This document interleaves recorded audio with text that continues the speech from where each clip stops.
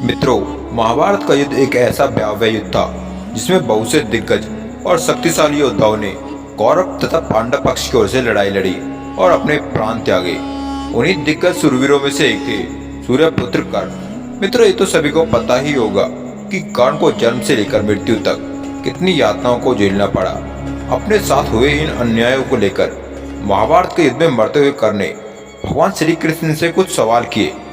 आज हम वही आपको बताने वाले हैं। क्या थे वो सवाल, आइए जानते हैं। नमस्कार मित्रों, स्वागत करता हूं आपके अपने चैनल हिंदी संस्करण पर। इस चैनल पर आपको सनातन धर्म से संबंधित रोचक व ज्ञानवर्धक जानकारी मिलती है और मिलती रहेगी।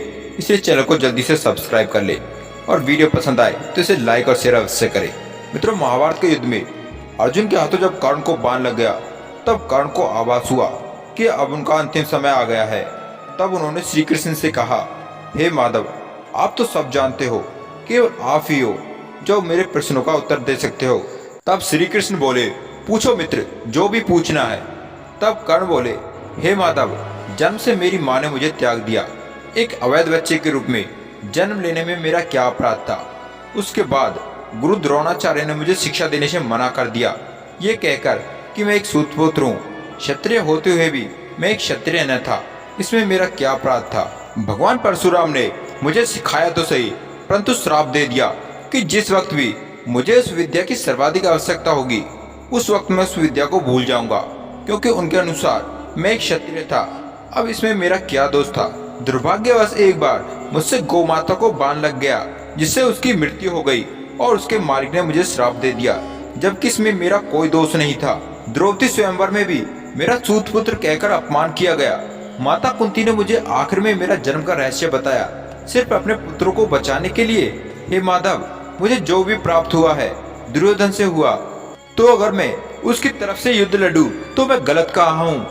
महारथी कर्ण के प्रश्नों को सुनकर भगवान श्री कृष्ण मुस्कुराते हुए उत्तर दिया और कहा, मेरा जन्म कारागार में हुआ था। जन्म से पहले ही मृत्यु मेरी प्रतीक्षा में घात लगाई थी। जिस रात मेरा जन्म हुआ उसी रात माता पिता से दूर किया गया। माधव ने आगे कहा, तुम्हारा बचपन खड़ग रथ, घोड़े, धनुष और बाण की ध्वनि सुनते बीता। मुझे ग्वाले की गौशाला मिली, खड़ा होकर चल भी नहीं पाया था। उससे पूर्व ही प्राणघातक हमले झेलने पड़े। कोई सेना नहीं, कोई शिक्षा नहीं। हे मित्र, तुम्हारे गुरु तुम्हारे शौर्य की तारीफ कर रहे थे। उस उम्र में मुझे कोई शिक्षा नहीं मिली थी। जब 16 वर्ष का हुआ तब कहीं जाकर ऋषि संदीपानि के गुरुकुल पहुंचा।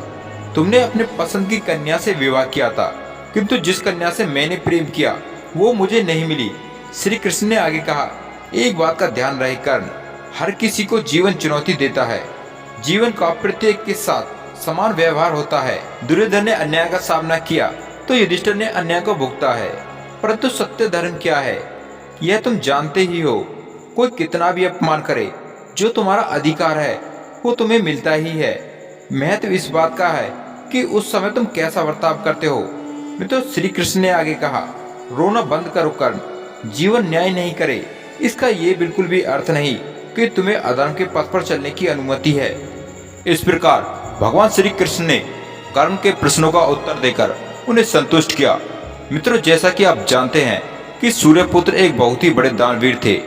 इसके चलते भगवान श्री कृष्ण ने उनके अंतिम समय में उनकी परीक्षा लेनी चाहिए और एक ब्राह्मण का रूप धारण कर उनसे दान मांगा। तब दानवीर कर्ण ने अपने सोने के दांत तोड़कर भगवान श्री कृष्ण को दे दिए। इस दानवीरता से प्रसन्न होकर भगवान ने उनसे वरदान मांगने को कहा। कर्ण ने वरदान के रूप में अपने साथ हुए अन्याय को याद करते हुए अगले जन्म में उसके वर्ग के लोगों के कल्याण के लिए कहा। दूसरे वरदान के रूप में श्री कृष्ण से अपने राज्य में जन्म लेने को कहा तथा तीसरे वरदान के रूप में अपना अंतिम संस्कार एक ऐसी जगह करने को कहा जिस जगह पर एक भी पाप नहीं हुआ हो। भगवान ने कर्ण के सभी वरदानों को स्वीकार किया, परंतु तीसरे वरदान को लेकर प्रभु चिंता में आ गए और एक ऐसी जगह की सोचने लगे जहाँ कोई पाप न हुआ हो। संपूर्ण धरती की खोज करते हुए जब उन्होंने देखा कि कोई भी स्थान ऐसा नहीं जहाँ पाप न हुआ हो, तब उन्होंने अपनी हथेली पर ही कर्ण का अंतिम संस्कार किया। तो मित्रों, इस वीडियो के जरिए आपने जाना सूर्यपुत्र कर्ण से जुड़ी कुछ अहम बातें। उम्मीद करते हैं आपको वीडियो पसंद आया होगा, तो इसे जल्दी से लाइक करें और चैनल पर नए हैं तो इसे सब्सक्राइब करें।